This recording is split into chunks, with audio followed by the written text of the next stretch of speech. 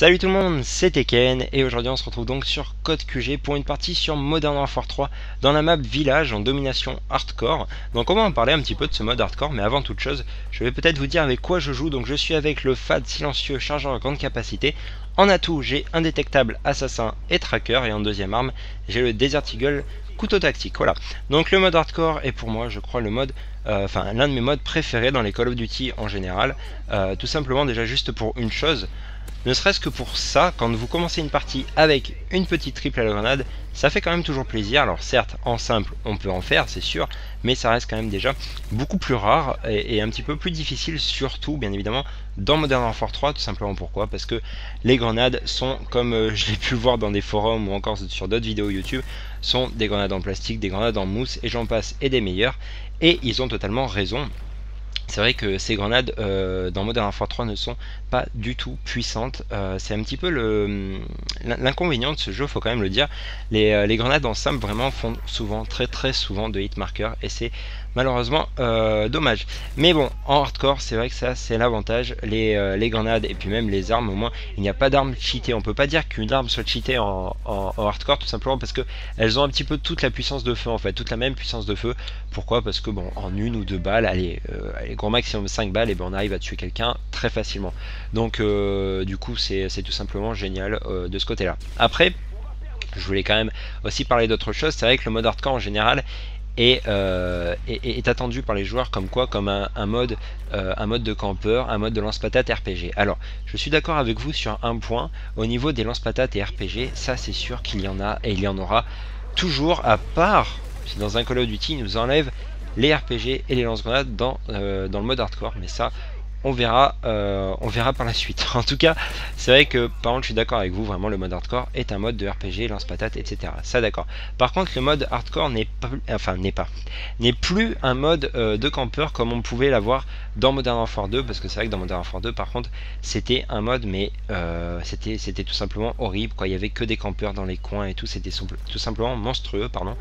Et c'est vrai que sur Modern Warfare 3 on arrive vraiment à se retrouver en général avec des joueurs qui sont quand même pas si mal que ça et qui ne campent pas vraiment. Je peux quand même bien vous le dire, puisque j'ai pu jouer au mode hardcore pendant, là je sais pas, ça doit faire au moins un mois et demi que j'y suis vraiment retourné.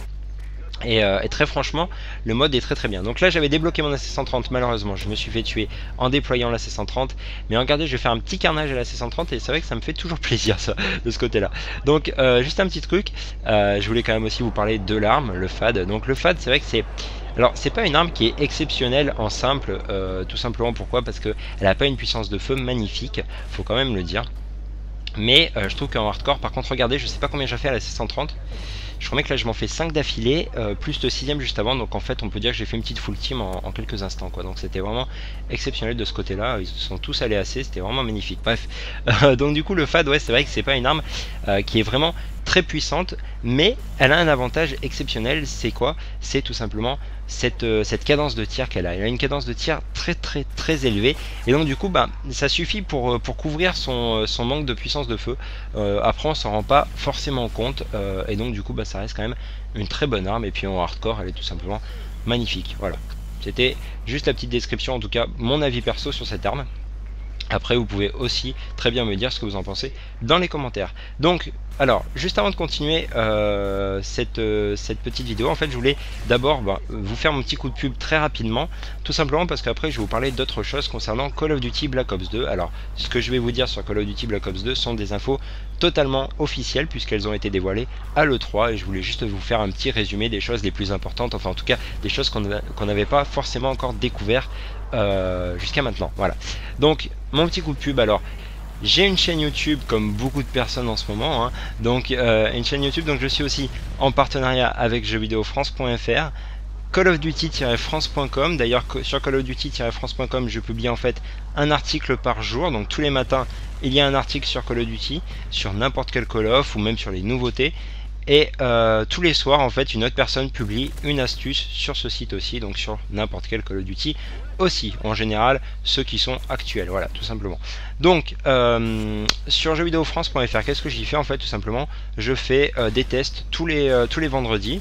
Alors en ce moment pas de tests sont sur ma chaîne YouTube, tout simplement parce que je fais le jeu The Walking Dead entièrement, et qui est aussi publié sur Jeux Vidéo France, puisque nous sommes les seuls, enfin je suis le seul à faire ça avec en fait mon oncle Edgy63.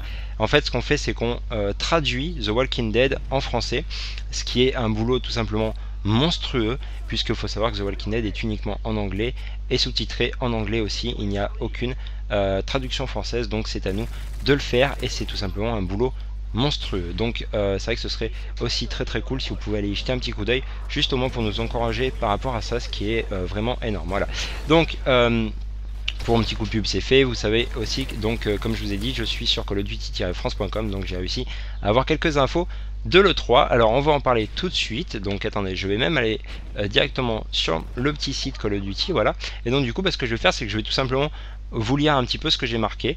Donc on va commencer tout de suite avec en fait le système de Black Ops 2. Donc en fait, tout ce qui n'a pas été dit durant ces derniers mois, et qui a été remis dans un petit résumé pour le 3, voilà, tout simplement. Donc l'action est toujours la même qu'avant, hein, au niveau mode solo.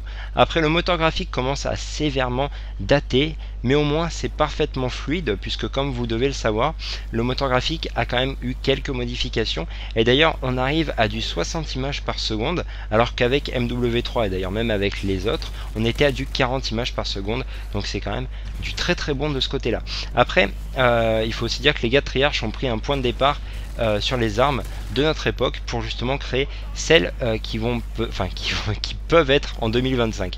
Donc en fait, ils ont tout simplement imaginé ce qu'elles pourraient devenir avec les 10 ans de plus. Donc du coup, par exemple, petit exemple, le sniper pourrait tirer à travers le béton, et aussi le viseur serait totalement modifié, puisqu'en fait il y aurait aussi une vision à travers les murs. Alors il faut espérer juste une chose, c'est que cette vision à travers les murs ne soit pas mis sur le mode online. Malheureusement, je crois bien que c'est peut-être le cas, mais ça c'est pas sûr du tout par contre.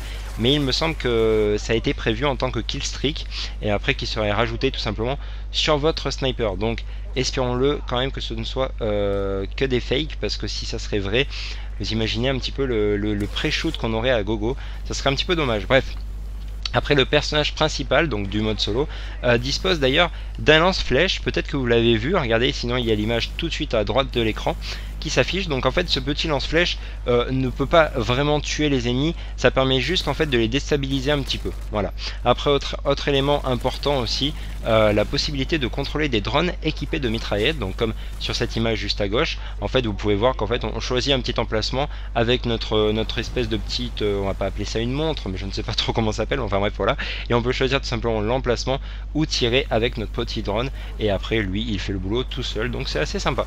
Après, il faut aussi dire que le jeu comporte également des missions nommées Strike Force, vous avez déjà dû en entendre parler. Et en fait, eh bien, c'est assez sympa, puisque vous devrez commander des escouades, des robots, pour avancer et remplir l'objectif. Pour la première fois dans un Call of Duty, vous pourrez rater ces missions, et cela aura une influence sur la fin du jeu, puisque oui, Call of Duty Black Ops 2 aura différentes fins, donc ça aussi c'est très bon. Après, vous avez des drones qui survolent la zone pour vous donner une vue large de la mission, mais vous pourrez aussi en prendre le contrôle. Comme ça après vous pouvez aller chercher un autre membre d'une autre escouade pour aussi le contrôler, et après pour renforcer entre guillemets vos ordres en quelque sorte. Voilà. Après, il faut aussi sortir une phrase qui a été énormément sortie sur l'E3 justement. C'est en fait, c'est exactement la phrase, je vais vous la dire comme elle l'est. Ce nouveau Call of Duty Black Ops ne révolutionnera pas la franchise pour un sou, mais devrait néanmoins être un peu plus prenant que les précédents volets de la série. Alors écoutez, on verra un petit peu ce que ça va donner.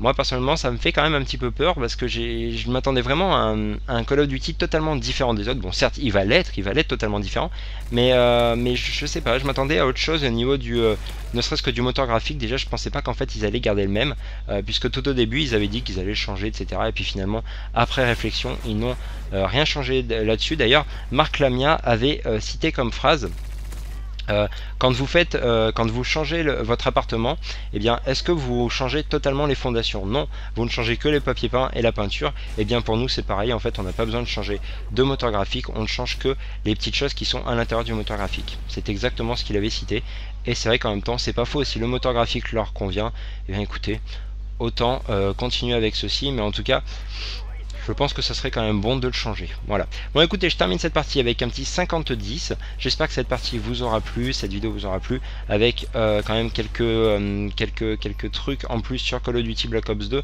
qui sont quand même toujours sympas à entendre. Voilà. Moi je vous dis à très bientôt, prenez soin de vous. Bye tout le monde.